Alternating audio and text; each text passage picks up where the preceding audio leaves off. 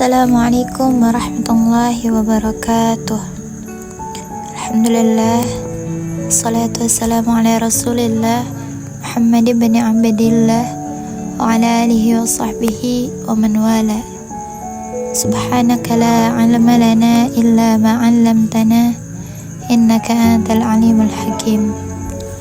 Rabbi israh li sadri wa yassir li amri wahlul 'uqdatam min lisani yafqahu qawli. Tayyib, bihadhil fursah kita akan kembali membahas tentang bab wudu. Qala Allah Ta'ala, Bismillahirrahmanirrahim, Ya ayyuhalladzina amanu idza qumtum ilas salawat fa'ghsilu wujuhakum wa aydiyakum ilal marafiq wa amsahu birusu'ikum wa arjulakum ilal ka'bain. Itu dalil wudu, di mana pada ayat ini dijelaskan bahwa bagian mana anggota-anggota tubuh yang wajib dibasuh atau diusap. Jadi itu ada perbedaannya antara kata ghusl dengan mashu, basuh dan usap, serta menetapkan batasan-batasan wudu pada anggota-anggota tersebut. Nah, wudu ini memiliki syarat-syarat, rukun, dan sunnah-sunnah. Kita akan membahas syarat-syarat wudu terlebih dahulu.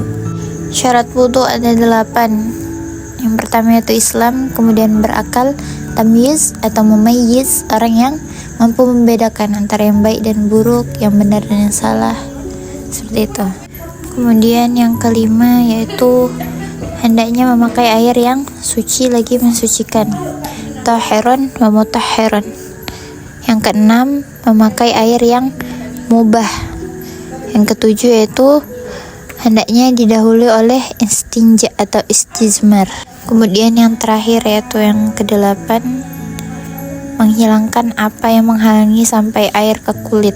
Jadi kita harus membersihkan seluruh yang menempel pada kulit kita agar air yang kita gunakan untuk berwudu itu langsung menyentuh kulit kita tanpa adanya penghalang. Yang kedua yaitu kita akan membahas tentang rukun-rukun wudu. Rukun wudu yang terkait dengan anggota-anggotanya itu ada 6.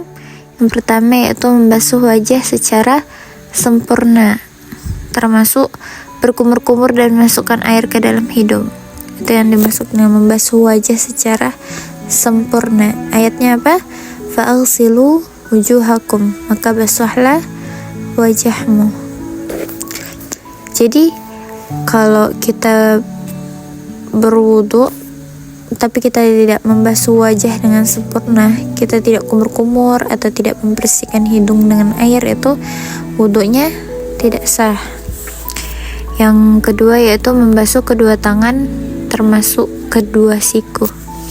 Wa aydiyakum ilal marafiq, basuhlah kedua tanganmu sampai siku. Yang ketiga yaitu mengusap seluruh kepala termasuk kedua telinga. Jadi ada hadis yang mengatakan al-udhanani minar ra'si, kedua telinga itu termasuk dari kepala. Jadi mengusap seluruh kepala berarti juga termasuk membersihkan kedua telinga juga.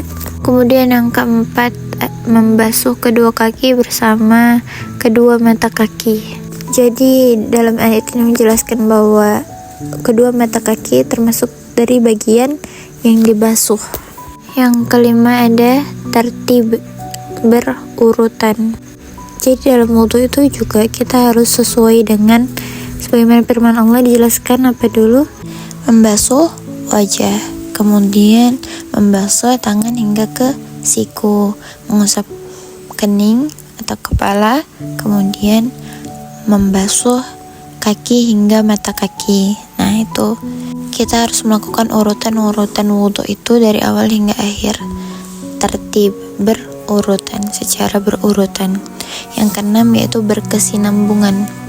Berkesinambungan itu ialah melakukan membasuh anggota wudu secara berturut-turut. Jadi tidak terpisah antara membasuh satu anggota dengan membasuh anggota sebelumnya. itu tidak ada jedanya seperti itu. Nah, teman-temanku sekalian, itulah dia 6 rukun-rukun di dalam wudhu. Kemudian setelah rukun-rukun, kita akan membahas tentang sunnatul wudhu, tatawu'ul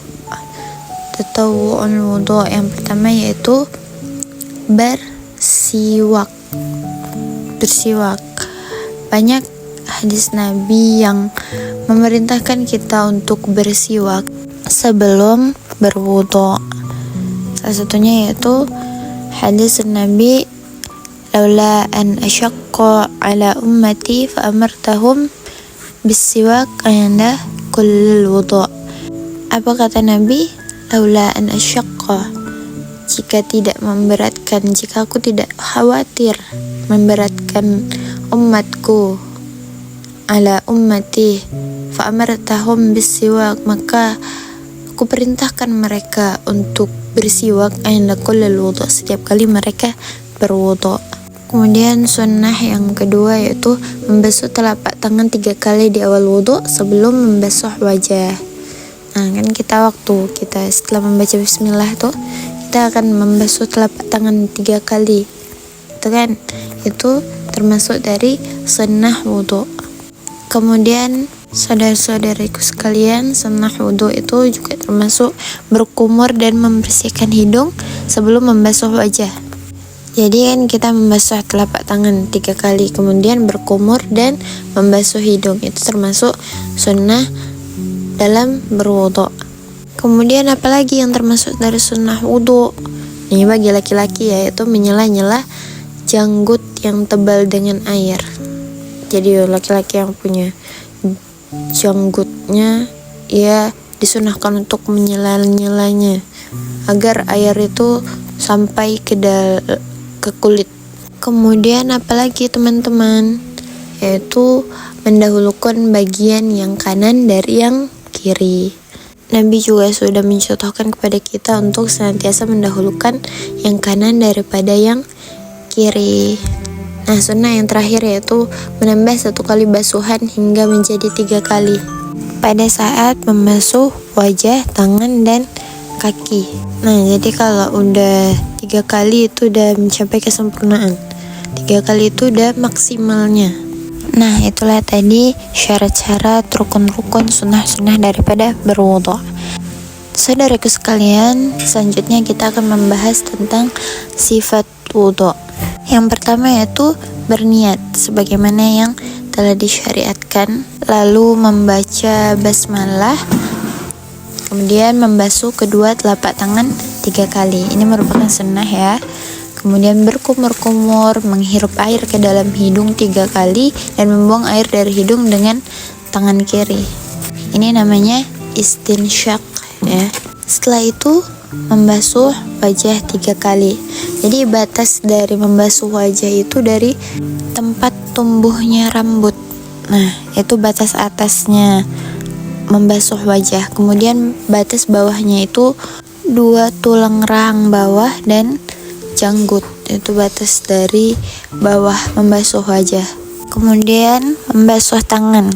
Itu batasnya dari ujung kuku hingga bawah siku kita.